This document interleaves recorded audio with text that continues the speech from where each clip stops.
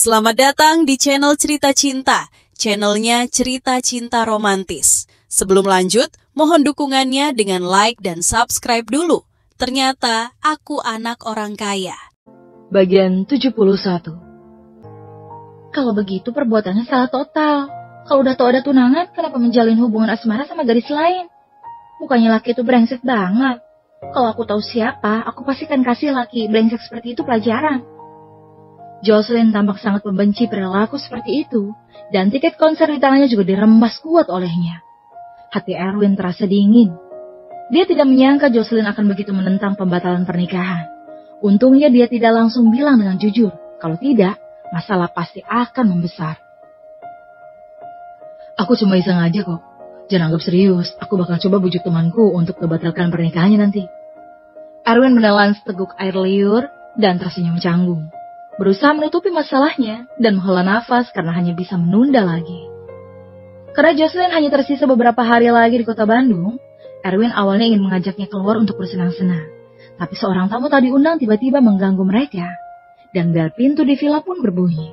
Erwin ingin membuka pintu itu tetapi dihentikan oleh Jocelyn yang sedang makan sarapannya. Biar aku saja, mungkin itu Nora. Jocelyn meletakkan kembali telur goreng yang sedang dimakannya, kemudian buru-buru berdiri untuk membuka pintu. Dan dapat dilihat bahwa Nora yang disebut ini sangat penting bagi Jocelyn. Setelah pintu terbuka, Jocelyn melihat seseorang gadis muda cantik yang ramping, polos, dan manis di depan.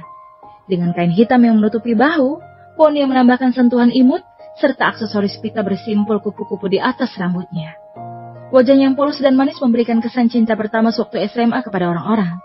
Dia mengenakan gaun one piece berwarna merah muda, yang memperlihatkan dua kaki putih dan juga memakai dengan kaos kaki putih yang membuat imajinasi orang semakin liar. Ini sudah termasuk wanita idaman yang manis. Nora, udah datang ya? Ayo, cepat masuk. Jocelyn sangat senang saat melihat kedatangan Nora dan juga membantunya membawa koper untuk masuk ke dalam villa. Sepupuku, lama tak bertemu, makin cantik aja. Mulut Nora sangat manis saat berbicara. Dia sudah masuk ke dalam villa dan melihat dengan penasaran. Namun setelah melihat sekeliling dan menyadari keberadaan seorang pria yang bernama Erwin di dalam villa, kemudian melihat pakaian murahan Erwin dari atas ke bawah. Dan jejak penghinaan pun melintas di matanya. Sepupuku, ini pengasuh laki-lakimu yang baru ya? Oh, pengasuh laki-laki? Erwin sedikit kehabisan kata-kata saat mendengar gadis ini benar-benar menyuruhnya seperti seorang pengasuh laki-laki. Jangan mengada-ngada. Dia itu pemanduku di kota Bandung sekaligus penggemar beratku. Kalau kamu tinggal di sini ke depannya, kamu bisa tanya dia aja kalau mau cari tempat bersenang-senang. Dia itu tahu loh semua tempat makan dan bersenang-senang yang bagus. Ngomong-ngomong, kamu milih keluar kali ini berencana tinggal di sini beberapa hari ya? Jocelyn mau tidak mau bertanya dengan khawatir. Aku tak menyelenap keluar kali ini. Aku udah buat perjanjian dengan pria tua di rumahku itu. Aku akan dikasih waktu 1 tahun untuk membiarkan melakukan apapun yang aku mau. Kalau dapat hasil memuaskan, aku akan bebas seperti burung yang terbaik di langit selamanya. Tapi kalau aku tidak sukses, aku harus balik lagi bekerja di perusahaan dengan patuh. Nora duduk di sofa dan merasa sedikit haus. Jadi sekalian menyuruh Erwin. Siapa? Cepat bawakan aku segelas air, aku haus. Dia benar-benar menganggap dan menyuruh Erwin seperti seorang pengasuh laki-laki. Gak bisa tuang sendiri. Kamu kan punya kaki dan tangan. Erwin mengerutkan kening. Temperamen Nona Nora ini benar-benar manja sekali. Sepertinya semua pria yang ditemuinya pasti selalu memanjakannya. Dan selalu memuaskan apapun permintaan wanita ini. Sehingga bisa punya temperamen yang sulit diatur dan semanja ini. Kamu ya? Dasar. Siapa tadi?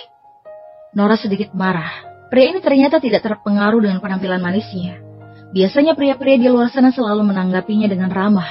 Beraninya pria sialan di depannya ini berani memarahinya. Namaku Erwin, jangan bilang siapa lagi. Tolong jaga mulutmu itu. Percaya tidak kupukul nanti. Erwin mengangkat tangannya untuk menakut-nakutinya. Kamu membuliku. Jo, cepat usir dia. Aku tak mau lihat pria sialan ini. Nora sangat marah karena dirinya adalah seorang nona ketiga dari keluarga Florenzo.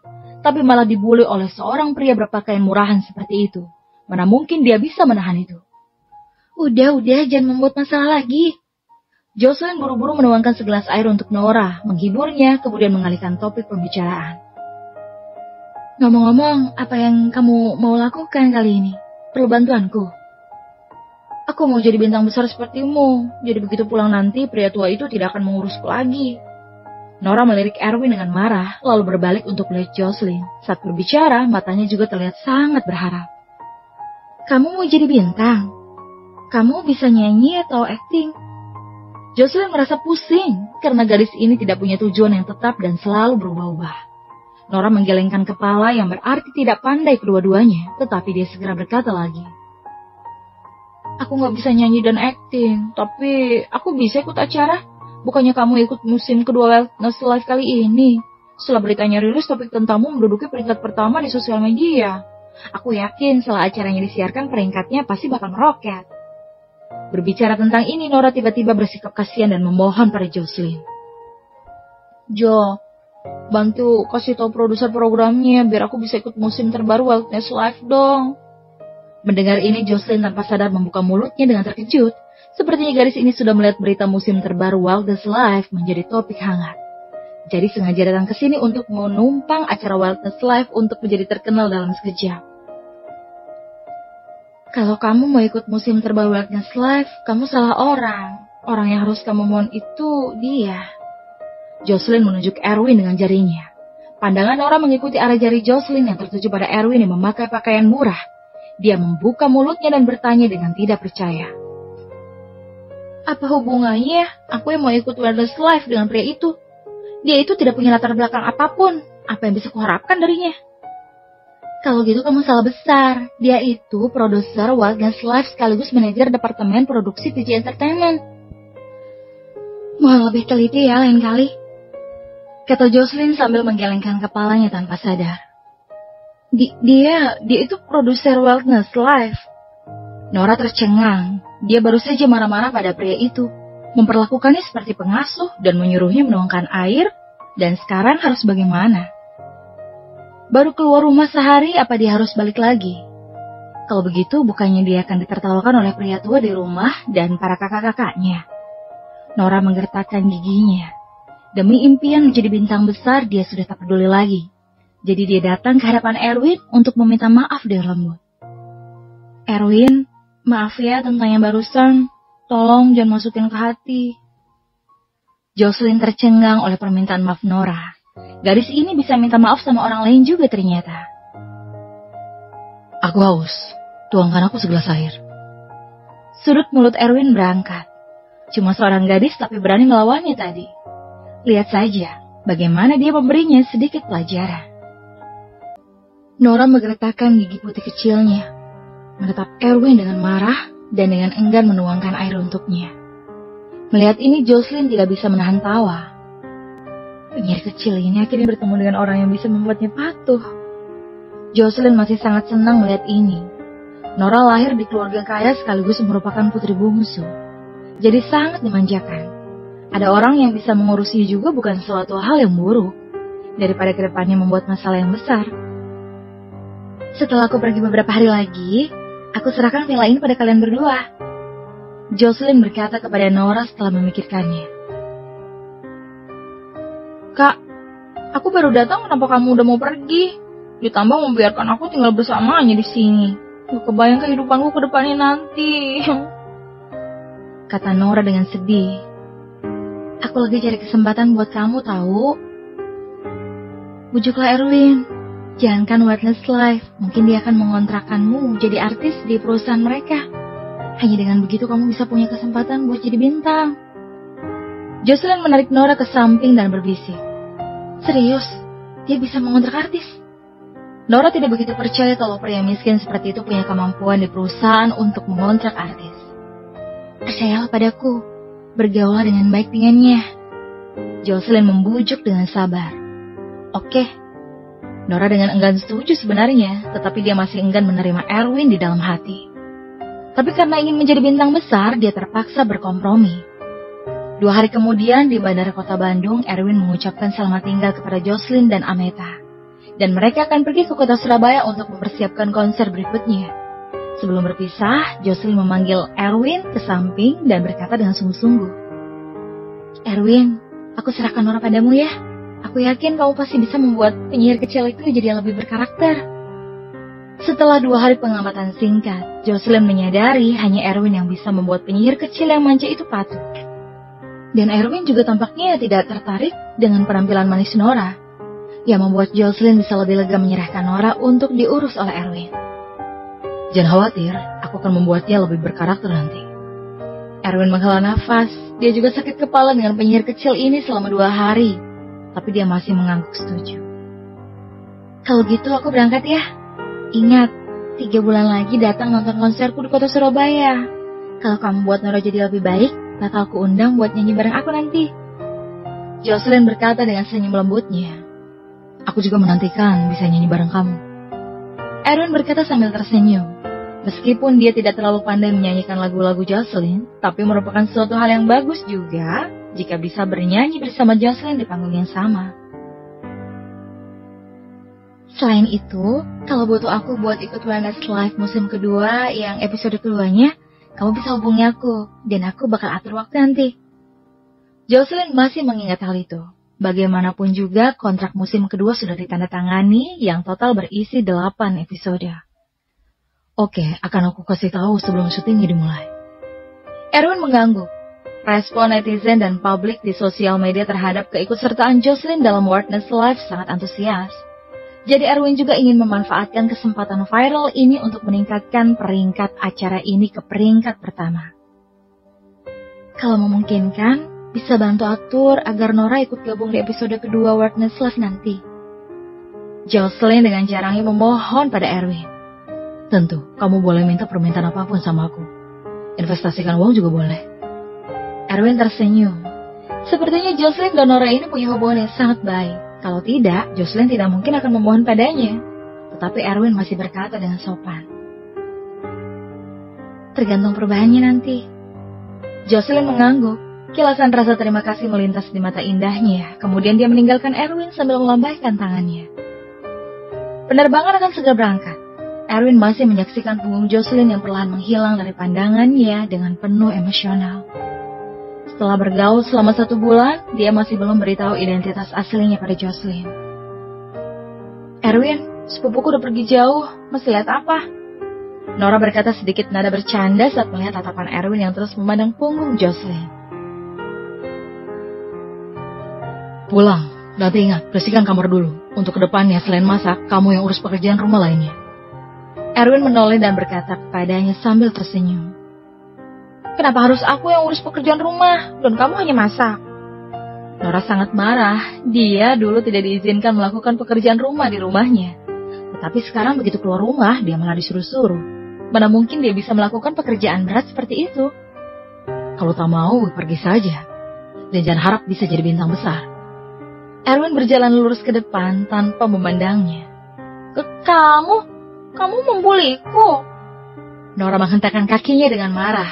Kenapa dia bertemu dengan pria yang tidak tertarik dengan paras cantiknya? Ini menyulitkan dan menjengkelkan sekali.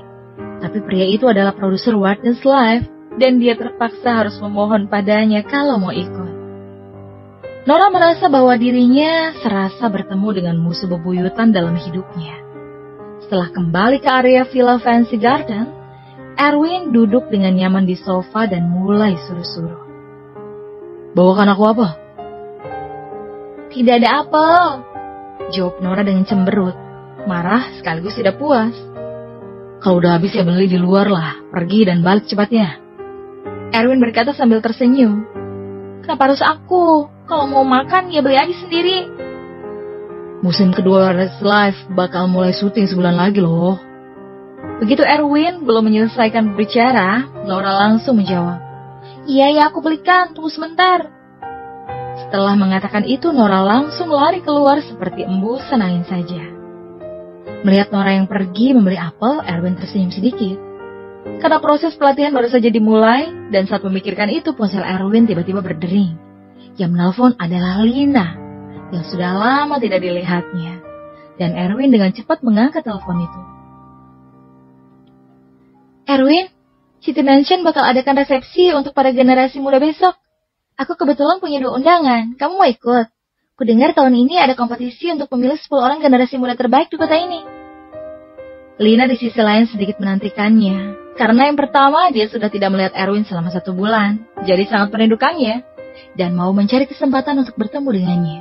Yang kedua, karena resepsi seperti ini akan dihadiri oleh pemuda berbakat di kota ini. Jadi memungkinkan Erwin bisa memperluas kontak dan koneksi, yang mungkin akan berguna untuk perkembangan karirnya di masa depan.